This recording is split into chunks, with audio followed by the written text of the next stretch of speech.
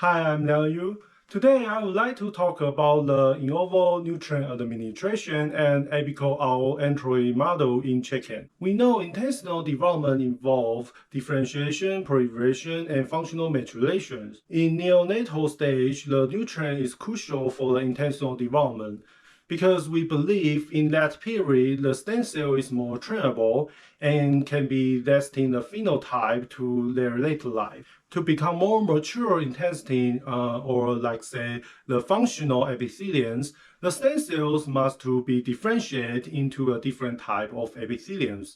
For example, differentiate into the enteroids, which is responsible for the absorptions. So right now we know the functional change is associated with the development of the intestine. Then how we test the functional change of epitheliums? We choose apical owl enteroids as our model to quantify the functional change of epithelium. Enteroid is a mini gut in the culture dish which isolated from animals' intestine. Not like the basal owl enteroids, the lumen of apical owl enteroid is facing outside, which is easier for us to test the function. Then how about the nutrients administration? We chose glutamine as our treatment because previous studies show the beneficial effect in intestinal with the glutamine treatment. However, we still don't know how the glutamine affects the intestinal functions, and we don't know how glutamine affects the intestinal epithelium populations. We hypothesize that In-ovo glutamine administration increase the epithelium's functions, which indicating more mature intestine. Further, the In-ovo injection of glutamine alters the epithelium's population. To prove the hypothesis, we designed the following experiments. First, we inject 200 microliter of PBS or 3% glutamine into the egg yolk. We euthanize the animals and harvest the intestine on day of hatch. Second, we isolate the apical owl enteroids and culture for 4 days.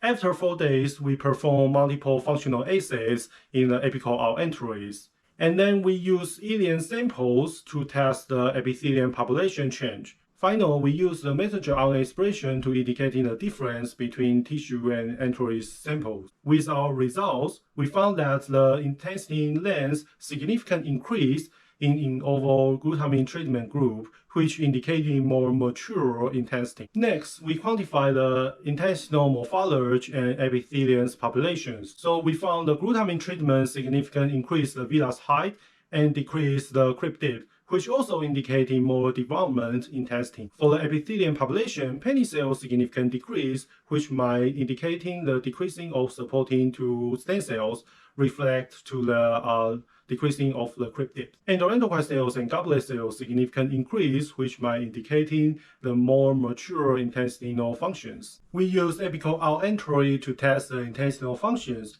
First, we test the proliferation. We found the glutamine injections significantly increase the EDU fluorescence, which indicating the increasing of proliferation. The proliferation's gene expression marker, pCNA, also significant increase in glutamine treatment group. Further, the differentiation marker, HIS1 and DI1, significant increase in In-ovo injection group. Next, we tested permeability and absorptions in apical owl enteroids.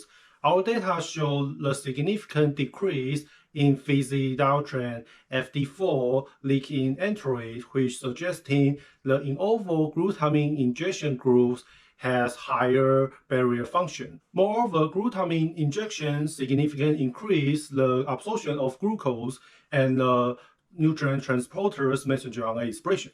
Overall, our data suggests that embryo 18 In-ovo glutamine injection enhance the maturation of intestinal development in day-of-hatch chickens. Therefore, we show that the early life nutrient administration can increase the intestinal development, which benefits to chickens to be ready for faster growing in their later life. We also demonstrate a novel way to quantify the intestinal functions, which will be great tools to quantify the supplemental products or other treatments, since it's easier to do and you can directly treat in the cultural media. Moreover, the current apical owl enteroids functional analysis is more accurate than the cell-lines model because they contain more type of epitheliums. Thank you for your attention.